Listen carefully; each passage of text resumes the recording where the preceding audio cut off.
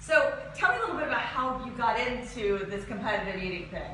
Yeah, so a few years ago I was watching the ESPN Nathan's eating contest on July 4th, and it occurred to me that all I had to do was just eat a bunch of hot dogs so I could be on TV. Something we've all dreamed about. Yeah. But it really wasn't that easy. So it was supposed to be a joke for me and my friends to like laugh about, you know, I ate a bunch of hot dogs, I'm on TV. But it turned into a 3 or 4 year journey for me to figure it out, because it's actually not that easy. So it's not just a matter of how fast can you stuff food in your mouth. It's really, you have to think of it more as like a sport, and like how can you get better at it, because the stakes are so high and the awards are so high at this point that there's basically the arbitrage opportunity, if you want to break it down, is like, well, so for people eliminating. So people who aren't familiar with the competitive eating world, I mean, what kind of prizes are we talking about? I mean, because you know, you see them throwing down the hot dogs, or they do taco eating contests or whatever. What kind of money are we talking about here? What kind of opportunity? So the prize purse at Nathan's, the biggest contest that we have, the World Cup of Competitive Eating, is $40,000, $20,000 for the men and $20,000 for the women. And usually the way a purse breaks down is half of that purse goes to the winner, and then from there it cascades down. So the winner of the women and the men's will each get $10,000, and that's a pretty good amount. And if you spread that out over, if you look at the calendar that Major League Eating has, the one that puts on Nathan's, that's the Pro League, there are 70 plus contests a year. Now you should probably not go to all of them. It's pretty hard. Lots of contests happen on the same day. But if you know, some of these prize purses are $5,000, $6,000, $7,000, $8,000 each. So then you have people like Joey Chestnut or Matt Stoney or Miki Suda, the top male and female eaters. I'm number 11 in the world. But these guys are making a living out of it, if they want to. And so all these contests are, they're getting money. And for those of you, I'm fascinated, I lost a million questions, don't worry. But if you have questions out there, feel free to put them down below in the comment section. Katie, who is running the camera today, will make sure to call your questions out and your name out. So feel free to throw them in.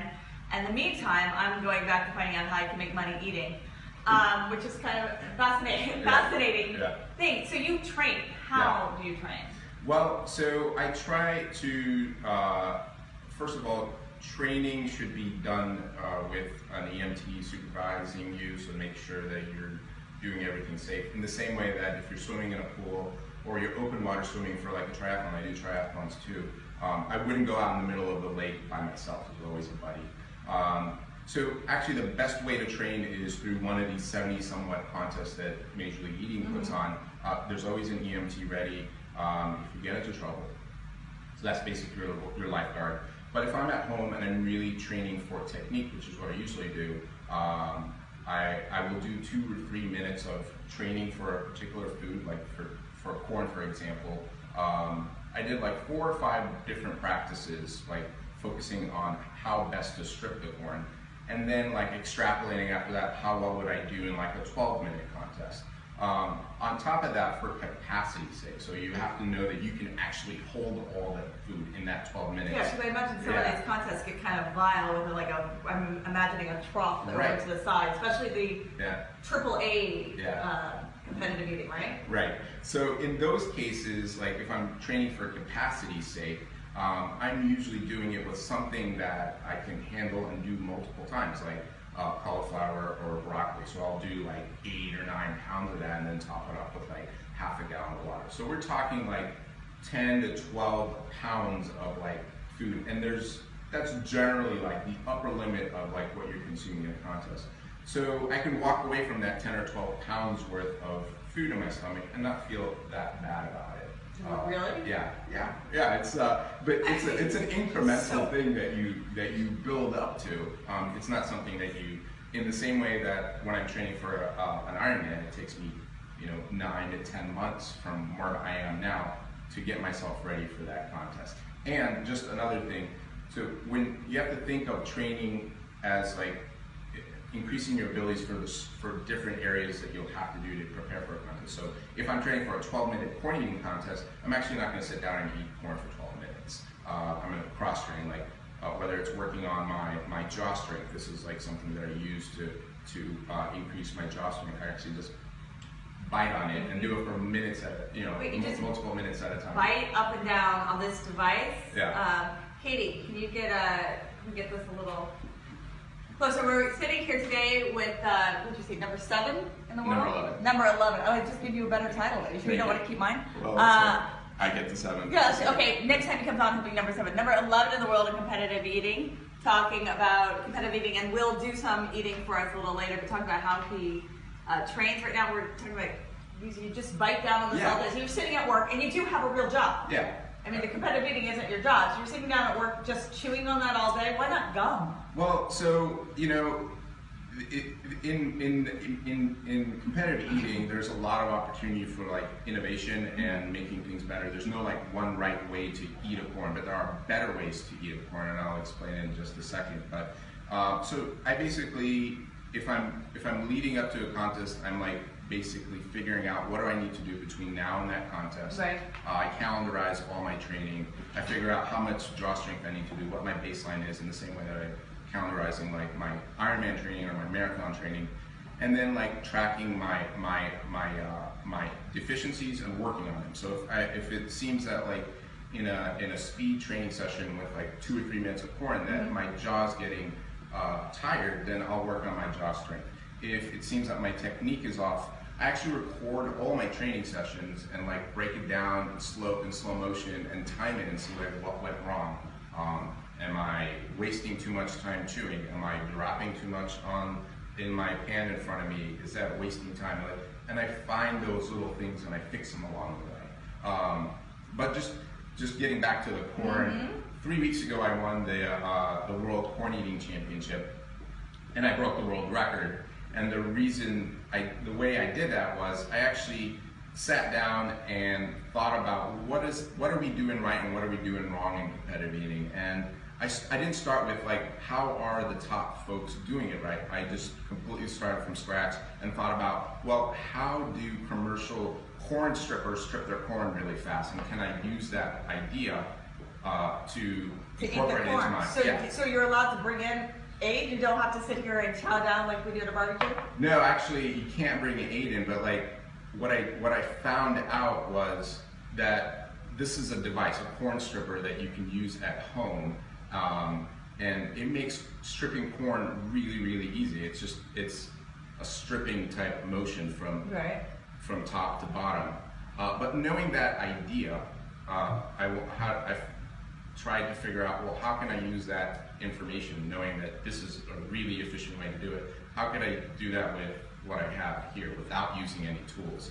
And I decided that if I could basically substitute this part for the top of my mouth, like the teeth right here. This is very scientific. Yeah, absolutely. So whereas most people like, this is called the typewriter method, and that really wears out your jaw, and there's no amount of jaw strengthening that you can do to like get you to beat the number that I did. I did 47 in 12 minutes. You did 47 corns in 12 minutes.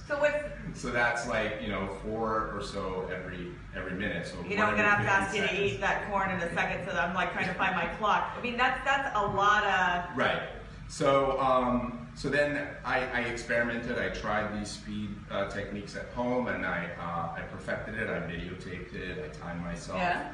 I got corn that was from Florida because the contest was in Florida. I want to make sure that my food was like legit. I mean, it was a $6,100 prize purse, so there was, it was worth my time to invest a little bit of time. Investing in stocks, you're investing in your corn technique. Okay, so I think people are getting like the notions from them that want to see you try to eat one of at least just corn, and I can time you for that. Yeah. And Katie and I can both time so that you can put this up in front and people can see the time as you go. I'm happy to demonstrate. Oh look, all of a sudden you got real serious now. Oh yeah. We've got the competitive I'm gonna take you down sort of thing. Yep. You got a wife at home who lets you do this. My wife is very supportive of this. Yeah. So just to demonstrate my technique before I do it, I use the top of my teeth. You can also use the bottom of your teeth, but your lower lip gets in the way.